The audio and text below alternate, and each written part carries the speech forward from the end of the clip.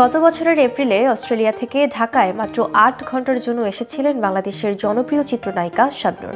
অসুস্থ মাকে সঙ্গে নিয়ে দ্রুত অস্ট্রেলিয়ার উদ্দেশ্যে ফেরার কথা থাকলেও শেষ পর্যন্ত তার যাত্রা বদলে যুক্তরাষ্ট্রে চলে যায়। এই সিদ্ধান্ত নেন শাবনূরের একমাত্র ছেলে আইজান নেহানের ইচ্ছা অনুযায়ী। আইজানের আমেরিকা যেতে চাই কথায় শাবনূর তার মনের সঙ্গে মিলিয়ে সন্তানের পছন্দকে প্রাধান্য দেন। যুক্তরাষ্ট্রে পৌঁছানোর পর চলচ্চিত্রের কিংবদন্তি নায়ক জায়েদ খান শাবনূরের সম্মানে একটি ডিনারের আয়োজন করেন।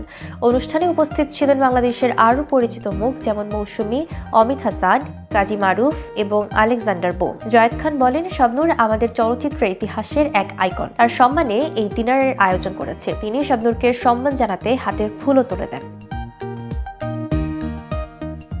জায়েদ খানের ফেসবুকে শেয়ার করা ছবিতে নেটিজেনরা শাবনূরের প্রশংসায় ভরে উঠেছেন।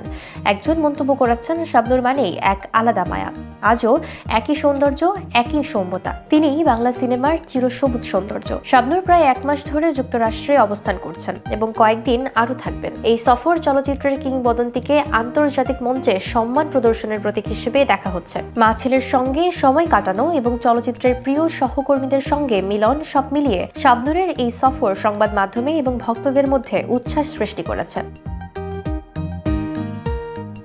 শাবনূরের এই আন্তর্জাতিক সফর শুধু ব্যক্তিগত আনন্দ নয়, বরং বাংলাদেশের চলচ্চিত্রের ইতিহাস এবং তার অবদানের প্রতি শ্রদ্ধা প্রদর্শনের এক উজ্জ্বল উদাহরণ।